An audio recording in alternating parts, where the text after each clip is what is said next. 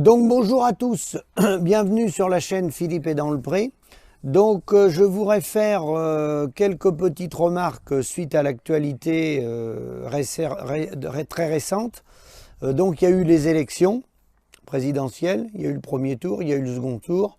Aujourd'hui on est le 1er mai.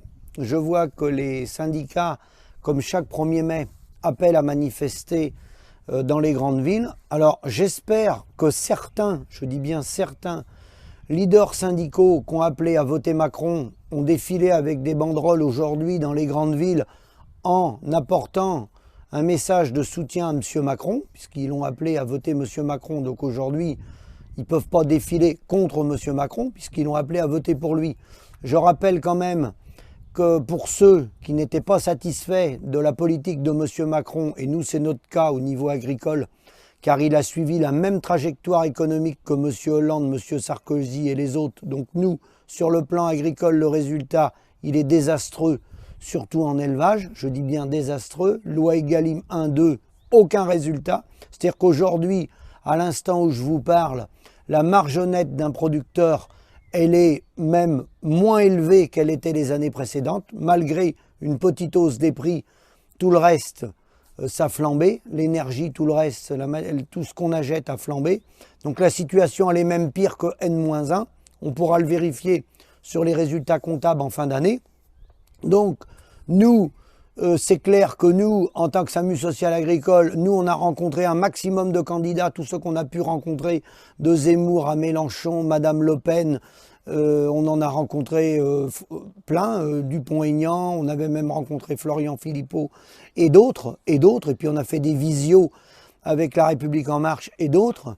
Nous, on n'a pas donné de consigne de vote, nous, simplement, on est déçus de ceux qui sont aux commandes depuis très très longtemps, puisqu'ils suivent la logique de l'économie mondialisée, de la financiarisation de l'économie, qui porte profit, les gagnants de la mondialisation, à une certaine catégorie, et aux gens qui tournent autour de nous dans l'agriculture, dans l'agro-industrie et l'agroalimentaire, qui eux ont fait fortune sur le dos des paysans, et plus particulièrement les éleveurs, parce que quand même si dans d'autres catégories il y a des catastrophes en viticulture et autres, l'immense majorité des gens les plus touchés, ce sont les éleveurs. Donc, encore une fois, j'espère que ceux qui ont défilé dans la rue aujourd'hui, certains, je dis bien certains leaders syndicaux, qui ont appelé à voter Emmanuel Macron, j'espère qu'ils ont été soutenir Emmanuel Macron. Et non pas défiler contre les réformes à venir d'Emmanuel Macron, puisqu'ils l'ont appelé à voter pour lui. Sinon, je pense qu'il faut qu'il ait un peu plus de cohérence dans leur prise de position. Parce que personne n'était obligé de voter M. Macron.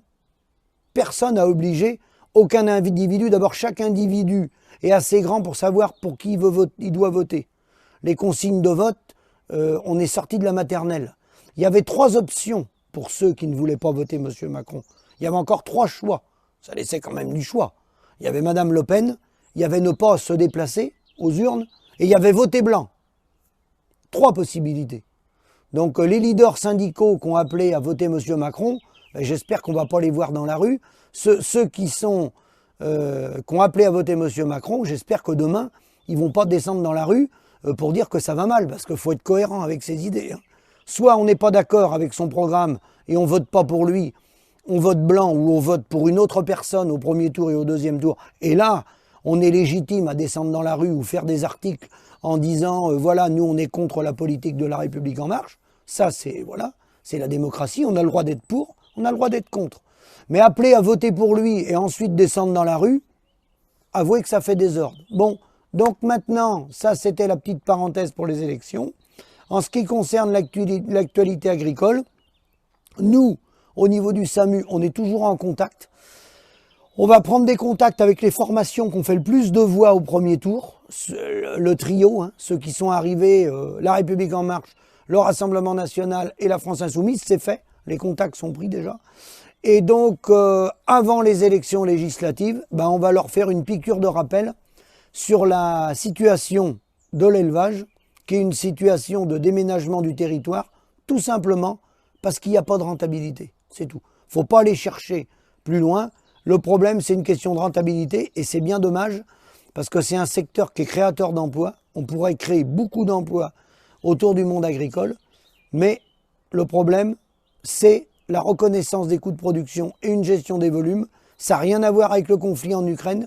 Le conflit en Ukraine va rebattre les cartes au niveau des achats des matières premières, mais la crise, elle était là avant le conflit en Ukraine. Et les comptabilités qui sortent jusqu'à maintenant, ils n'ont rien à voir avec le conflit en Ukraine, puisque ceux qui ont clôturé le 31-12-2021 ou janvier ou février ou mars 2022, ça n'a rien à voir avec le conflit en Ukraine. Donc n'essayons pas de tromper les gens, hein. Le problème, il est bien là. Quant aux appels de Michel-Édouard Leclerc les uns et les autres en disant attention, il y a la flambée des prix dans les magasins, sachez que nous, dans nos exploitations, ça ne change rien pour nous. Hein. Il n'y a aucune valeur ajoutée dans nos exploitations, depuis, même que la viande, sur les catégories en viande bovine, à la prix en gros, suivant les catégories, 1 euro de plus des parts fermes, ça ne change rien à la marge finale. Je vais même vous dire autre chose, et là on peut prendre les gens à témoin. Si on fait les comptabilités avec 1 euro de plus de kilo en viande bovine, si on fait les comptabilités qu'on les ressort dans un an, avec toutes les charges qui ont explosé autour, le gasoil et tout, c'est même presque sûr que la marge nette sera moins élevée, le prochain bilan comptable, même en ayant 1 euro de plus du kilo, qu'elle était l'année précédente. Ce qui veut dire que le coût de production, ben, il n'y est pas. C'est ce que j'avais dit déjà dans mes vidéos, si vous remontez un an en arrière, il manque plus de 2 euros du kilo des parts fermes en viande bovine. Mais quand je dis 2 euros du kilo, je compte pas l'euro qu'on a eu là, hein, parce que celui-là, il est parti en poussière. Hein, voilà. Et la réalité, c'est celle-là. Et en production laitière, c'est exactement pareil, puisque l'interprofession donne les faux coûts de production. Pardon. Donc de l'instant que le coût de production qui est donné à la transformation et qui est communiqué au pouvoir public n'est pas le coût réel, bah à partir de là, si vous ne donnez pas les bons chiffres, vous ne pouvez pas avoir les bons résultats. Voilà, c'était une petite parenthèse. Je vous retiendrai au courant dans la semaine de l'actualité et je ferai des points après sur les sociétés dont on n'a pas eu de réponse de la part de Madame Lambert. Donc je serai obligé de vous faire des vidéos société par société pour essayer de vous donner une partie des éléments auxquels elle refuse de répondre. Parce que bien entendu, les questions gênantes, il faut les évacuer. À bientôt.